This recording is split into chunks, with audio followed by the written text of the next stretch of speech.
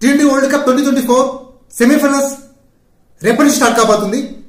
ఈ రెండు సెమీఫైనల్స్ కి వర్షం పడే ఛాన్సెస్ ఎక్కువగా ఉంది. ఆల్రెడీ వెస్టిండీస్ లో వర్షాలు పడుతున్నాయి.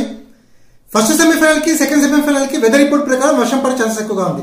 ఒకవేళ ఈ సెమీఫైనల్స్ లో వర్షం పడితే ఎలా, రెయిన్ రూల్ ఏంటి అనేది ఈ రోజు వీడియోలో తెలుసుకుందాం. రెయిన్ రూల్ ప్రకారం ఫస్ట్ సెమీఫైనల్ కి ఫైనల్ కి రిజర్వ్ డే ఉంది. సెకండ్ సెమీఫైనల్ కి రిజర్వ్ డే లేదు. వర్షం పడి second semifinal India versus England match రద్దయితే, ఒక బాల్ కూడా ఆడకుండా రద్దయితే కంప్లీట్ గా పాయింట్స్ టాప్ లో ఉన్న టీం డైరెక్ట్ గా ఫైనల్ కి వెళ్తుంది.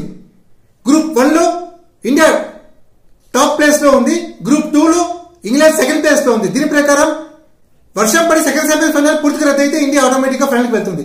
అలాగే first semi-final Afghanistan versus south Africa reserve day ఉంది.